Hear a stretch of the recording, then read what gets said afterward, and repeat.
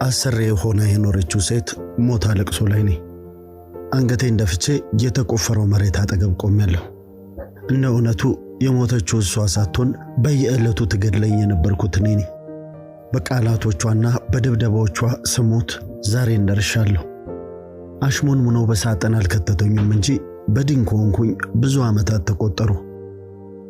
ሙት ገላዋን የያዘውን ሬሳ ሳጥን እያየሁ በውስጤ እንደ ሐር ነጭ የሆነው ሽበቴን እየነጨሁ እስከ ዛሬ ስለበደለችኝ በደል እየረገምኳት ራሴ ባለቅስ ስለ ሞቷ ብደሰት ምንኛ ደስ ባለኝ ነበር። የኔ ደግ የኔ መቤት እያሉ በሚያለቅሱት ሰዎች መሃል እንደቆምኩ ውስጤ በደስታ ሲነድ ይታወቀኛል። አልወዳትም። መቼም ፈጣሪም አይቀየመኝም አይደል? በመሃል ጥሩ ነሽ የሚል ድምፅ እንደሰማሁ ዞርም አላልኩ። አፈር ገብታለችና አሁን ከሷ ነፃ ነኝ። ከራሴ ግን አልተፈታሁም። በዚህ ዕድሜም ስሜ ሲጠራ ደነግጣለሁ።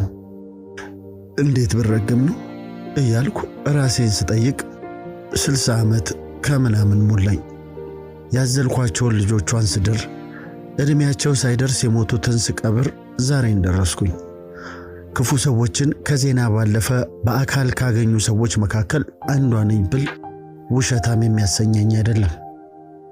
ያዘልኩትን ልጇን እንዳቀፍኩ ሳንቀላፋ ተነሽ፣ ከሀገርሽ እዚህ ድረስ የመጣሽው ልታንቀላፊ ነው ስትለኝ ገና 9 ዓመቴ ነበር። ሀገርሽ የምትለኝ ሀገሬ ሀገሩ አይደለም እንዴ? እጠላታለሁ። ጥላቻዬ አፈር ገብታም አለቀቀኝም።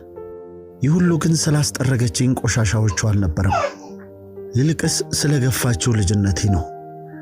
የልጆችን አይኖች እያዩ ለመጨከን የሚጠነክር ክፋት የቱን ያህል እንደሆነ ለማሰብ ይቸግረኛል። በፊቷ ሁሌ ያነስኩ ለወግ የማያበቃ ምርቃት የሌለኝ ነበርኩ። አንቺ ገረድ የደሃ ልጅ ብዙ ጥቅል ስም ሰጥታኛለች። ስሞቹ ሁሉ እኔን አይመስሉኝም ነበር። እሷ ሞታለች። እኔ ግን ዛሬም ገረድ ተብዬ እጠራለሁ።